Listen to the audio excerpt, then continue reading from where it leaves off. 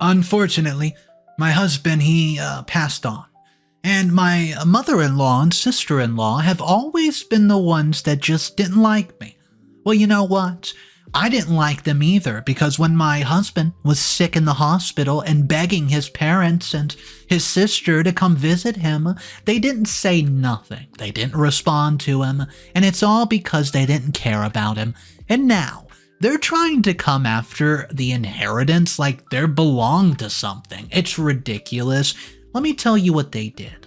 I came home from the hospital just to find my bags pushed out of my own home because apparently in their minds, that house is now theirs because, their poor son and brother is gone and they deserve it.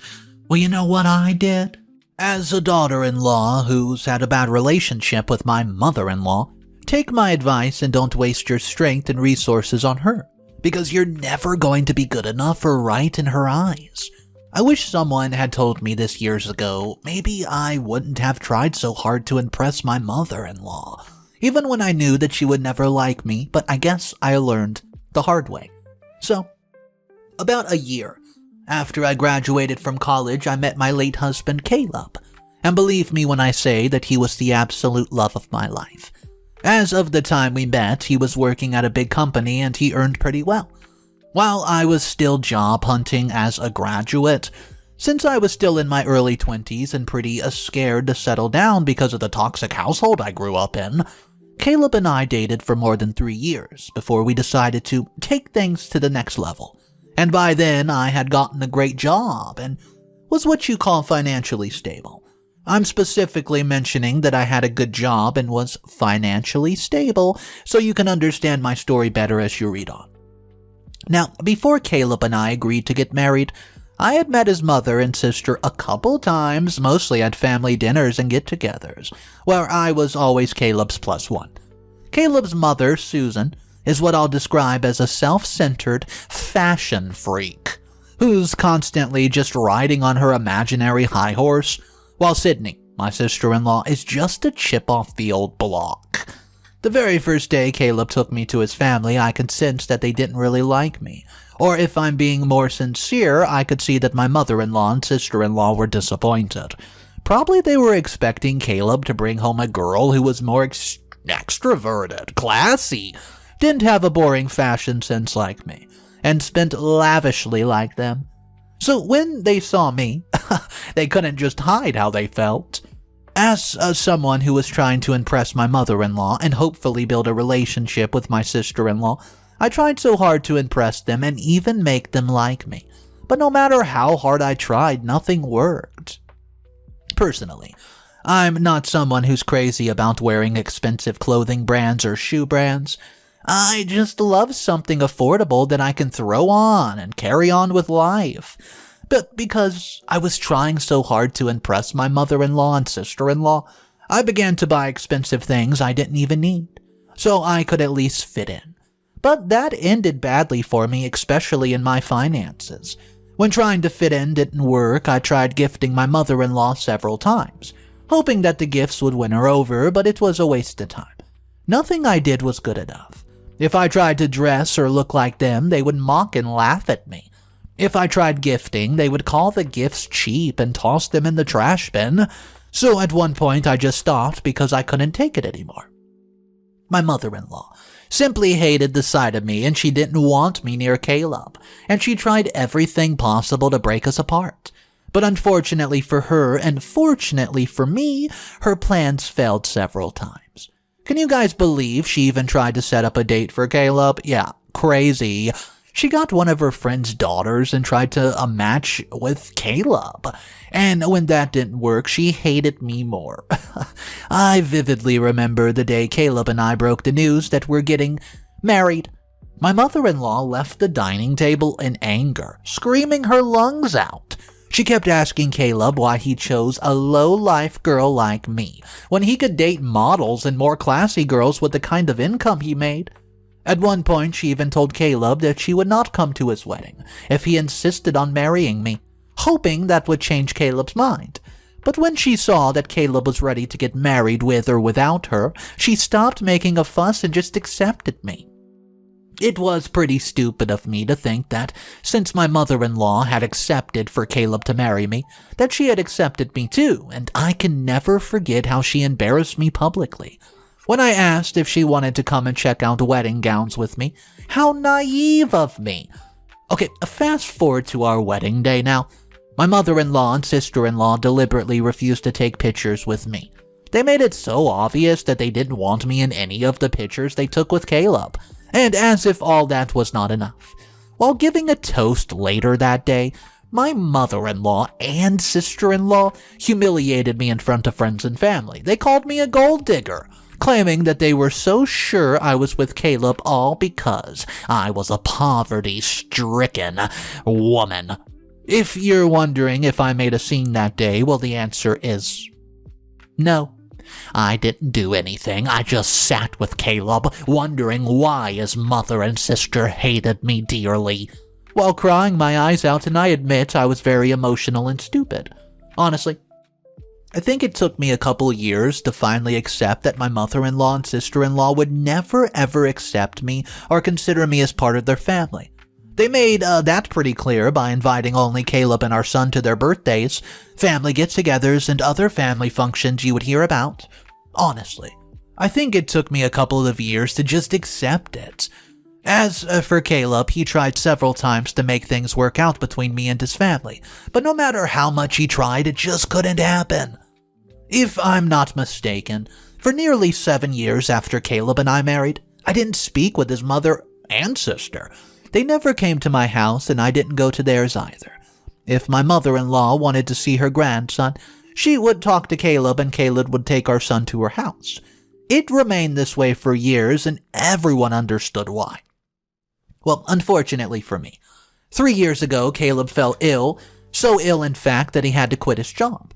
As of that time, I was still working my regular 9 to 5, and I supported the house with my income.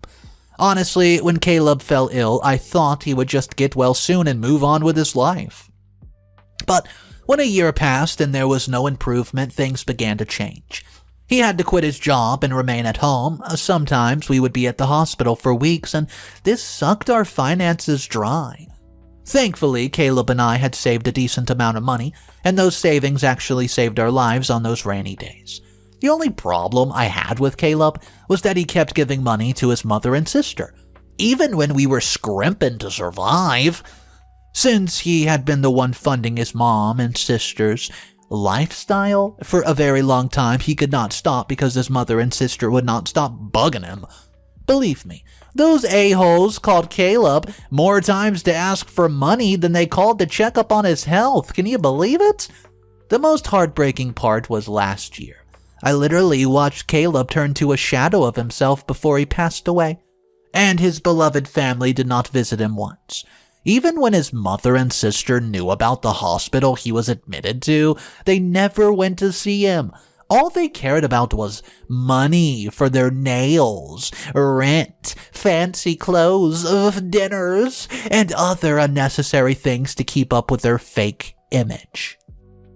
Guys, the day Caleb passed in that hospital, it was the first time I spoke to my mother-in-law in years.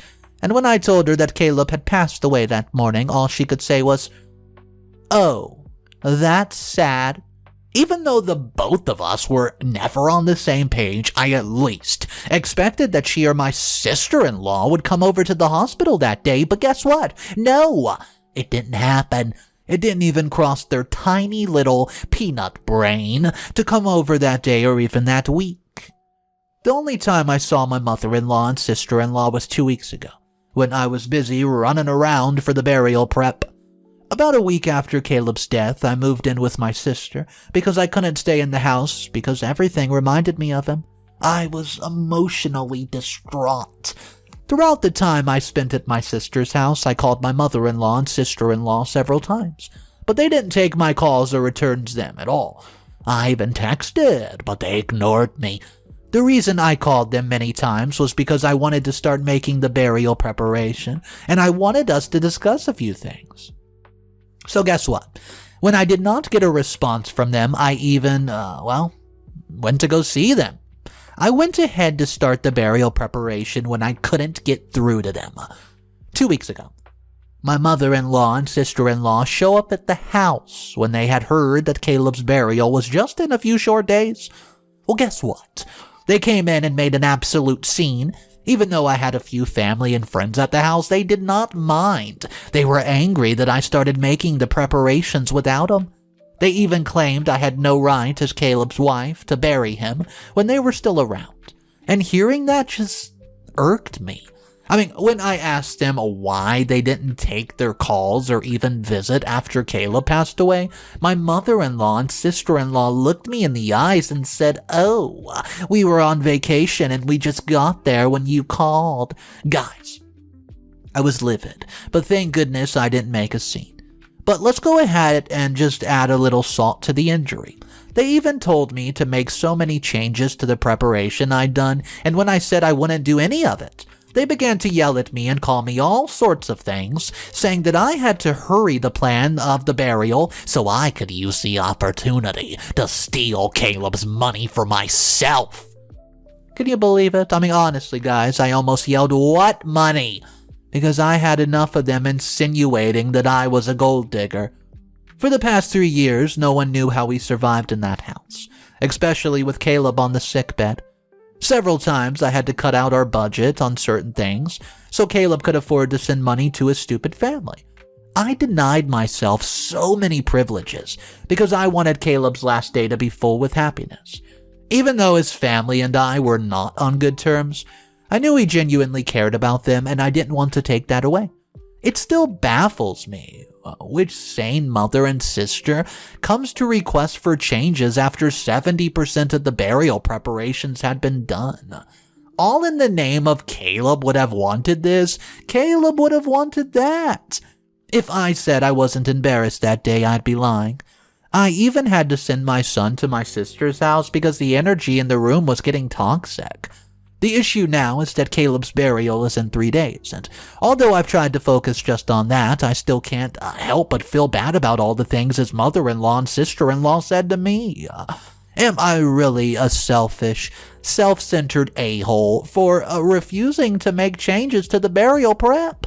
As I took weeks to make it, I can't shake off the feeling that Caleb won't be pleased with that decision if he could see it. Please, I want you guys to try to help me out because I really don't have anyone to turn to. I look forward to your comments and suggestions, so thank you. What's up, everybody? Oh boy, today we are dealing with some nightmare in-laws. I hope you guys are enjoying the story, and if you're new, well, let me give you the rundown. I drop a story every single day, so if you're enjoying this sort of thing, make sure you hit the subscribe button. But you're not done there. You also need to hit that bell notification so YouTube will tell you when a story is dropping. Alright guys, there's multiple updates. The first one starts with hello and thank you. Here it is, update number 1. Hello, thank you. I've read your comments and they're very heartwarming. I'm sorry I took 4 days to respond since I didn't really have anything to say. I wanted to wait until after the burial and I'm just so glad I listened to you guys. Honestly, I was just hurting myself over nothing because my mother-in-law and sister-in-law were not worth the stress. At the burial yesterday, I wish you guys could have seen how dramatic they were. My sister-in-law even had the audacity to wear a red dress to her late brother's burial, but I couldn't even say a word. Honestly, I know I shouldn't be saying this, but I sincerely wish it was my mother-in-law or sister-in-law's burial. Yeah, that's pretty bad, right? But I hate them. They didn't even shed a single tear, not even one, yet they made a touching speech about how much they loved Caleb and how the world would be different without him. Sometimes I wonder what Caleb really saw in them. I mean, apart from being blood-related, what else did he see? They had been using him the whole time, yet he loved them endlessly and selfishly. Anyways, the reason I'm making this update is because 2 things happened yesterday at the burial. For some stupid reason, my mother-in-law and sister-in-law did not want me in. Well, they didn't want me to go. They even tried to make security keep me out from the burial ground at the church. Can you believe it? When I couldn't take their nonsense a second longer, I confronted mother-in-law outside the church and she claimed that she didn't want me close to Caleb's coffin because I was responsible for his passing. Guys, immediately I hear it, I slapped her, I did. You know the moment when you do something before realizing what you've done? That's exactly what happened. I slapped my stupid entitled mother-in-law before I even realized what I've done. I know Caleb would be furious if he were alive, but, well, he isn't. And I've been waiting a long time to rear this hand back. As you can imagine, the whole issue caused a scene and my mother-in-law and sister-in-law had to leave. They didn't even follow us to the cemetery and honestly, I was glad. I didn't even know that they've been going around to tell people that they suspected I had a hand in his passing. They even claimed that I didn't let them come and visit Caleb when he was sick. And that's a complete lie. When Caleb was sick, he begged his mother and sister several times to please come, but they refused.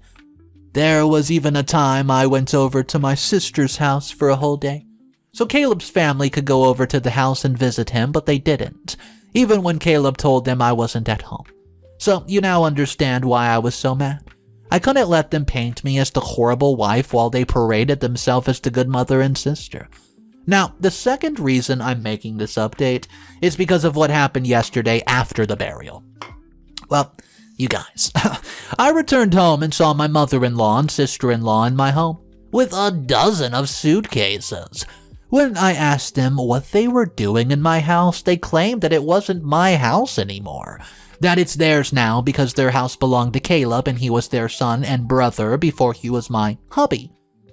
Honestly, when I heard that, I burst into the loudest laughter because I thought they were both joking like it was April Fools. But when I saw the serious look on their faces, I knew they weren't. And it wasn't April.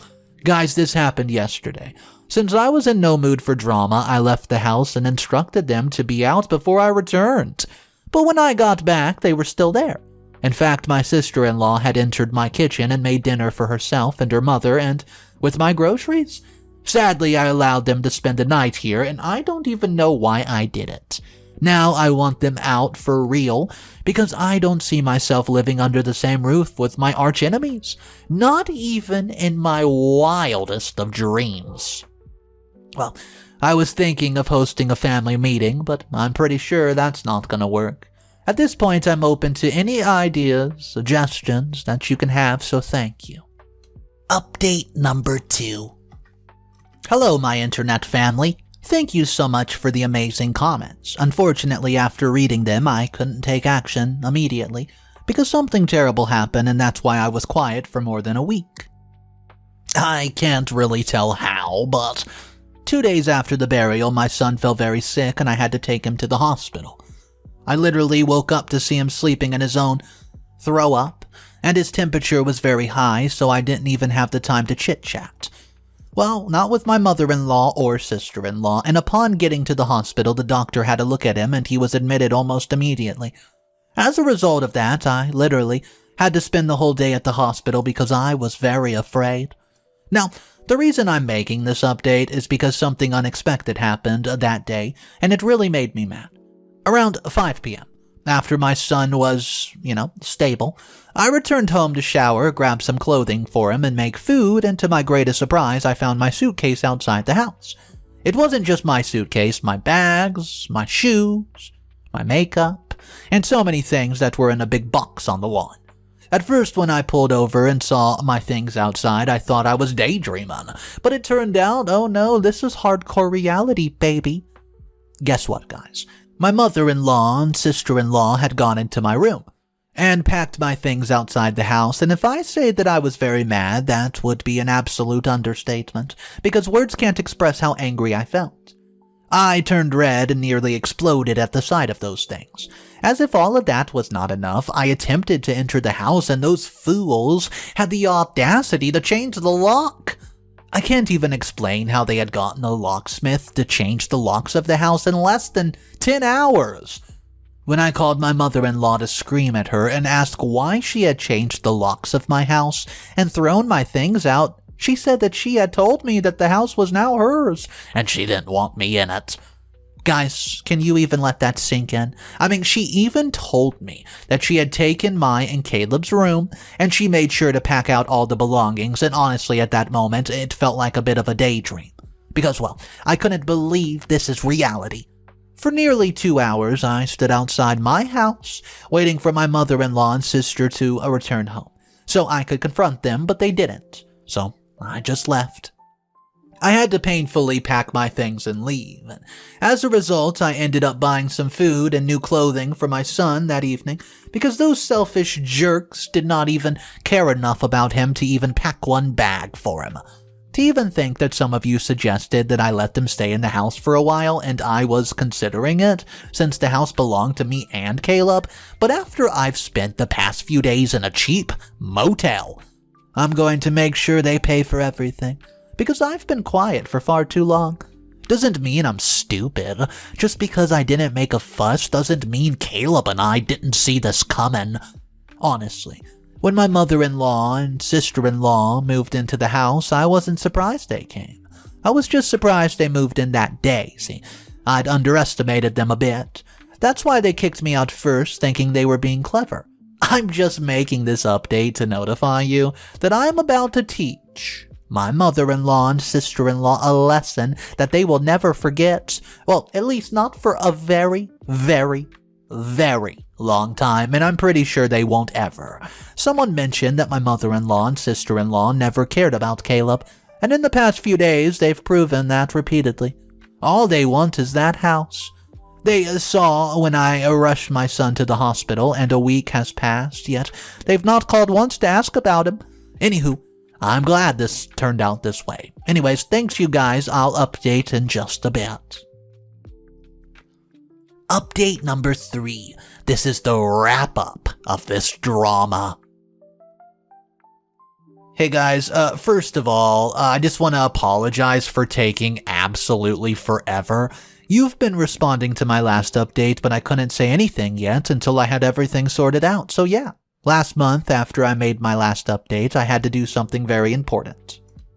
The truth is, before Caleb passed away, he knew that his mother and sister were capable of coming to claim the house, and we discussed something very important. Even though the house were both in our names, Caleb knew that his mother could still move in or claim the house using, quote, "the house is also in my son's name" as an excuse. So he willed the house to me and our son, giving me full ownership of the house. When my mother-in-law and sister-in-law moved in, they had no idea what had happened, so they just believed that they could claim the house because Caleb bought it. But they were in for a big surprise because we were already 10 steps ahead of them. Duh. 2 weeks ago, I took them to court for unlawfully moving in and possessing my property, and at first when my mother-in-law got served, she called me. She actually had the audacity to laugh at me, claiming that she would win the case and laugh at me in the face at the end of the day. As if that was not enough, my sister-in-law made a post on Facebook and tagged me in it. It was a meme. It was a meme of a homeless person wandering with bags and rags on a street. I saw it and I smiled. Sadly for them, on D-Day, things did not really turn out how they expected. I still can't forget the look of shock on their faces when the judge read the will to my mother-in-law and sister-in-law. Guys, get this. Can you believe that my mother-in-law told the judge that I was a gold digger, and I've been stealing from Caleb while he was alive? She even had the nerve to say that I stopped Caleb from giving her the usual upkeep amount that he used to give her. Just imagine that. My sister-in-law even tried to argue with the judge, a judge, that the will was phony and that her brother would never do a thing like that. Instead, Caleb would rather will the house to them than will it to me and my son because he knew that they needed it more. Honestly, let's be real. Their arguments were just pathetic. I mean, weak and hilarious. I wish I could record them making a fool of themselves. Guys, let me just end this. To cut a story short, I won the case as I expected, and the judges ordered them to leave. Guys, the day I kicked my mother-in-law and sister-in-law the heck out of my house and told them to scram was the happiest day of my life. No kidding. I enjoyed every bit of it. Can you believe that their big mouths just disappeared when I was kicking them out? Instead of yelling at me like they usually did, they were begging me to not kick them out. My high and mighty mother-in-law dropped to her knees and begged me to forgive her for all the terrible treatment in the past years, and guess why? Because they didn't have anywhere to go. In fact, the reason they moved into the house on the burial day was because their landlord evicted them from the home because they couldn't pay the rent. Well, I allowed them to cry, beg me, plead, grovel. But before I finally kicked them out, I laughed. My mother-in-law even tried to blackmail me emotionally. Like that was gonna work. As I make this update, my mother-in-law and sister-in-law are currently living on the street. And I ensured I sent my sister-in-law, that homeless person picture she posted on Facebook with my photo on it. LOL. Now, my son and I are back in our home, and I have officially cut them off. I know it might be hard for my son to live without his aunt and Grammy, but he'll survive. Honestly, guys, I wouldn't have done all this without your help. Advice, support, suggestions, I'm just grateful. I don't take anything for granted anymore, so thank you. Live each day till its fullest, because you never know when you can't. See ya.